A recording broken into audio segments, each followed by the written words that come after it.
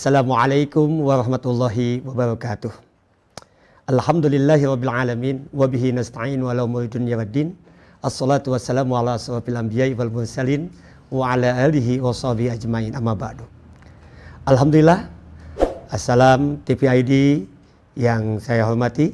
Pada kesempatan ini melanjutkan beberapa tema berkaitan dengan beberapa indikator berkaitan dengan Wahabi, yang diantaranya adalah pada kesempatan ini saya akan menyampaikan berkaitan Rasulullah SAW yang oleh sebagian kelompok orang tidak disukai, yang mana diantaranya adalah ada sebuah usaha yang ingin menghilangkan peninggalan-peninggalan bersejarah, dan khususnya adalah ada sebuah usaha untuk memindahkan makam baginda Habibana wa Nabiyana Muhammad SAW.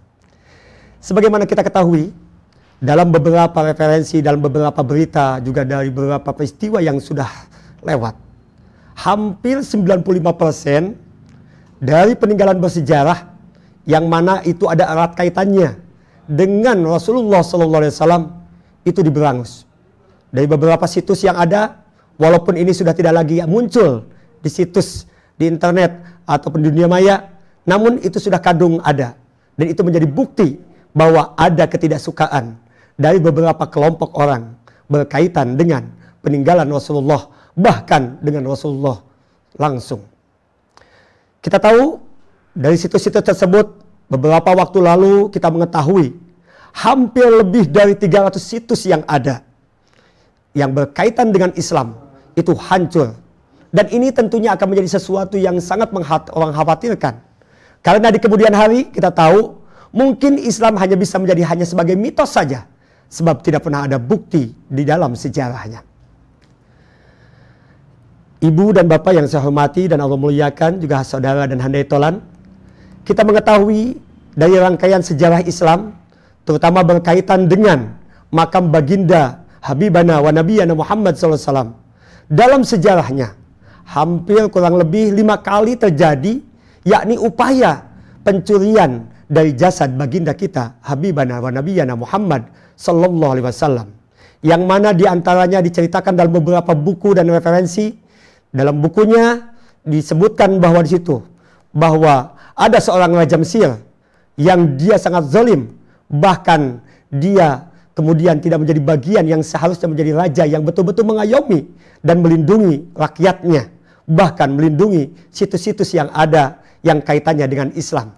Pada masa itu ada upaya yang dilakukan oleh Raja Mesir tersebut untuk memindahkan makam baginda, bahkan mohon maaf mencuri jasad beliau. Dalam masa Hakim Bi'amrillah Al-Ubaidiyah yang kedua, pada saat itu juga ada rencana yang kedua, namun ternyata Allah masih melindunginya, dan terjadilah kegagalan dalam rangka mengambil jasad baginda kita. Ibu dan bapak yang saya dirahmati Allah Subhanahu wa taala dan saya hormati, dari beberapa peristiwa itu tentunya kita sangat khawatir. Dan tentunya ini menjadi harus perhatian bagi kita semuanya. Kenapa harus menjadi perhatian? Karena walau bagaimanapun kita tahu dulu pada saat ada peristiwa, ada kehendak, ada keinginan dari beberapa kelompok orang yang ingin memindahkan makam Nabi. Bahkan ada bahasanya menggusur makam Nabi. Bahkan ada sebuah headline yang cukup menarik.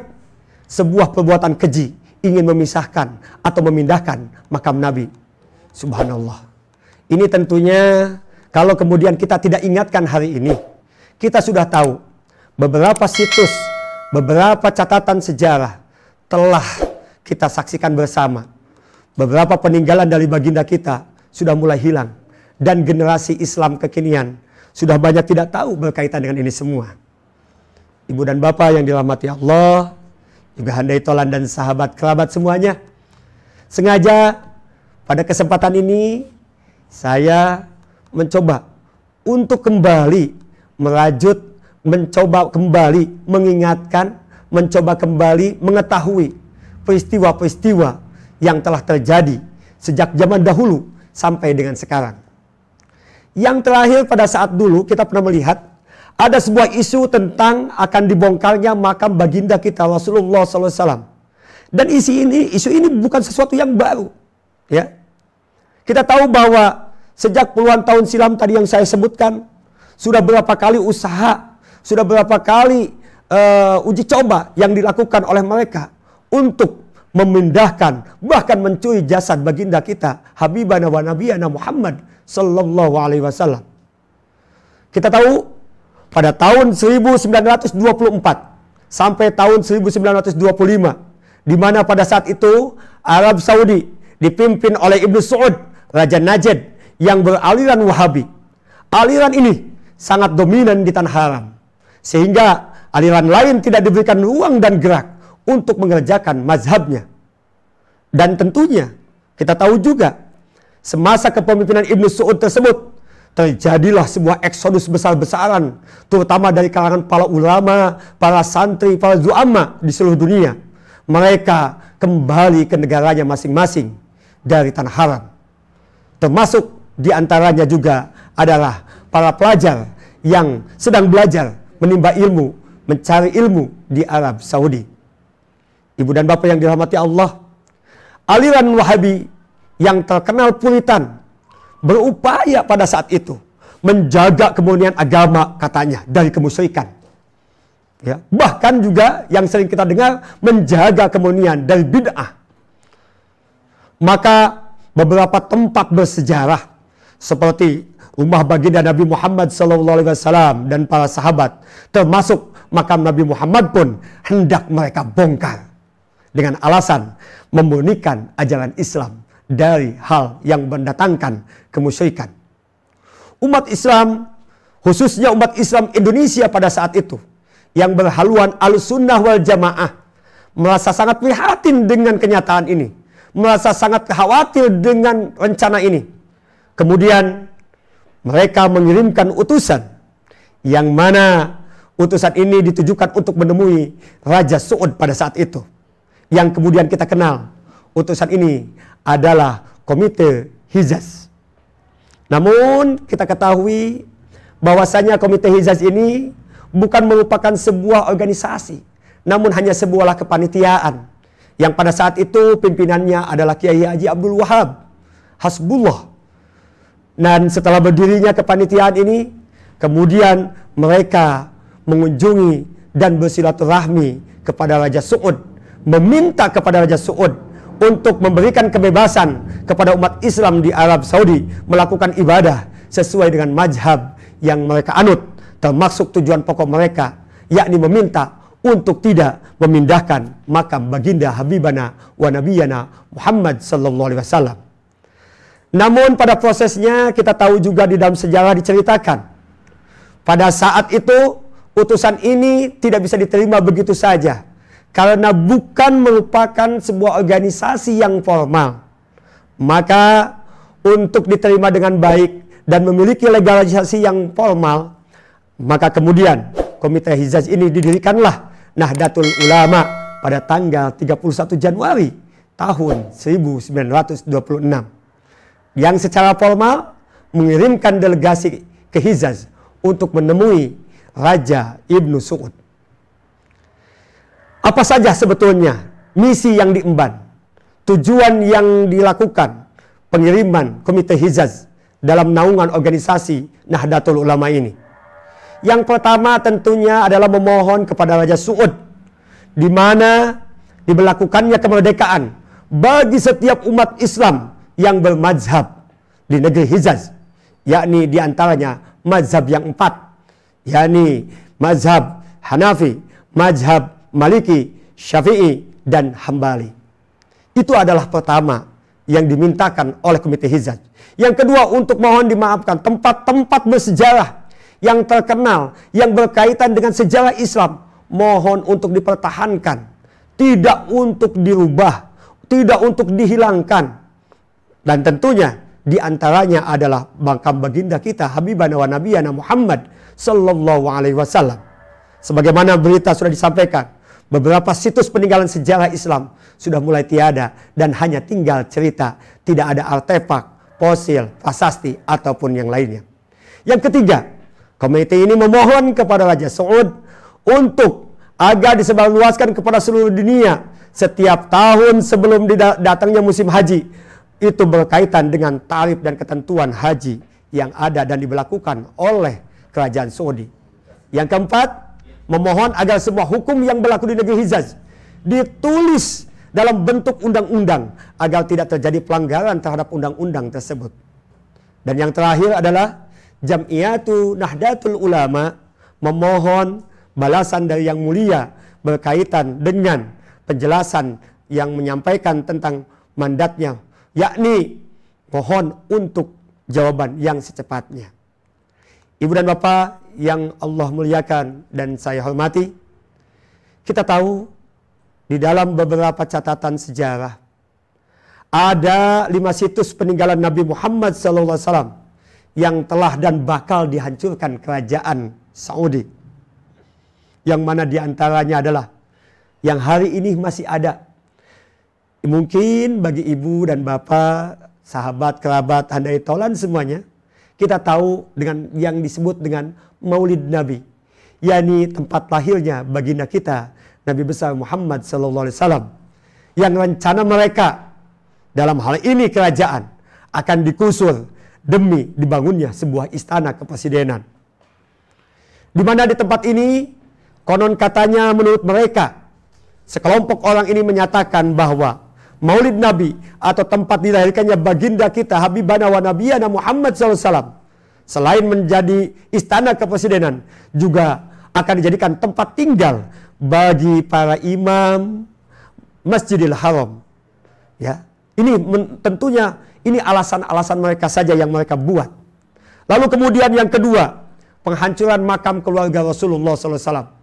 Dari mulai mohon maaf makam ibunda, mohon maaf ibunda Muslim. Dalam hal ini ada istri tercinta baginda kita Habibana wa Nabiyana Muhammad, yakni Ibu Siti Khadijah. Rumah Khadijah, kita tahu kalau ibu dan bapak pergi, setelah kita keluar dari marwah, itu ada toilet. Itu dalam sejarah adalah merupakan bekas dari rumah Siti Khadijah yang sekarang dijadikan toilet atau jamban. Juga ada rumah Nabi yang akan berubah menjadi perpustakaan masjid. Nah, sekarang yang disebut dengan Maulid Nabi itu. Kemudian juga kita tahu Saudi membulldozer, menghancurkan, melulantakan benteng Ajyad yang mana itu dibangun di masa kekhalifahan Umayyah.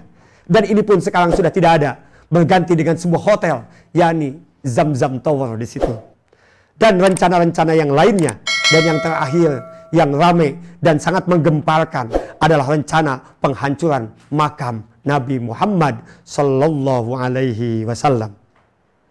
Ibu dan bapak yang dirahmati Allah Subhanahu Wa Taala, walaupun ini adalah sebuah kontroversi, yang jelas dan tidak jelasnya yang akan dilakukan atau tidak dilakukannya tentang usulan pembongkaran dan pemindahan makam Nabi Muhammad. Yang kita tahu pada tanggal 1 September tahun 2014, tepatnya di hari Senin malam, sebuah harian terkemuka di Inggris, yakni The Independent. Di Independent mereka menyampaikan, melansir seorang akademisi Arab Saudi mengajukan rencana kontroversial untuk memindahkan makam baginda Rasulullah. Hal ini tentunya sesuatu yang sangat mengkhawatirkan. Mereka punya dalih, mereka punya alasan. Hal ini menyikapi kekhawatiran sejumlah ulama yang menurut mereka, katanya, menuding makam tersebut mengarah pada praktik musyrik oleh para peziarah. Subhanallah, tuduhan yang sangat tidak beralasan, tuduhan yang sangat keji yang ditujukan kepada umat Islam. Di laporan itu, di harian The Independent itu, ada sebuah judul yang cukup propaganda. Saudi menghadapi risiko perpecahan baru dengan usulan memindahkan makam Nabi Muhammad. Karena ini kemudian diangkat sontak, kabar ini begitu menyebar, begitu cepat. Dan tentunya kemudian mereka dalam hal ini pihak kerajaan Saudi langsung merilis, membuat pernyataan bahwa itu adalah tidak benar, kata mereka. Benar atau tidak benar, ya atau tidak ada rencana itu akan dilakukan. Yang jelas kita sudah tahu perjalanan mereka di mana mereka begitu membenci dengan apa yang dimiliki, dengan apa yang kita punya dari sejarah yang ditinggalkan oleh baginda kita Habibana wa Nabiyana Muhammad sallallahu alaihi wasallam. Kita tahu dulu pada tanggal 21 April 1925 pemakaman Jannatul Baqi, tempat keluarga kita, keluarga Nabi Muhammad SAW dimakamkan, itu dihancurkan oleh Raja Abdul Aziz bin Saudi dari Arab Saudi. Dari itu semua tentunya kita belajar bahwa apa yang disampaikan di dalam harian itu benar atau tidak benarnya, ya atau tidaknya rencana itu akan dilakukan. Yang jelas kita sebagai umat Islam harus terus waspada, harus terus melihat, harus terus mengawal berita, mengawal peristiwa, mengawal apapun yang dikeluarkan dari kebijakan-kebijakan itu. Mudah-mudahan dengan disampaikannya sekelumit berkaitan dengan rencana pembongkaran makam Nabi ini mengingatkan kita, dan kemudian kita juga menjadi bagian dari orang yang terus memperhatikan dalam bentuk kecintaan kita terhadap baginda Rasulullah SAW dan semua yang telah diajarkannya, dan semua juga yang menjadi peninggalannya, sehingga kita semakin menguatkan iman kita dan bentuk kasih sayang kita kepada agama kita. Demikian Ibu dan Bapak yang bisa saya sampaikan pada kesempatan ini. Mudah-mudahan ini menjadi tanbih, menjadi pengingat bagi kita bahwa di luar sana masih banyak yang tidak suka, di luar sana masih banyak yang benci dengan ajaran Islam, tentunya yang dibawa oleh baginda kita dan yang kaitan erat dengan baginda kita Habibana wa Nabiyana Muhammad sallallahu alaihi wasallam. Demikian, mudah-mudahan ada manfaatnya. Terima kasih atas perhatian. Assalamualaikum warahmatullahi wabarakatuh.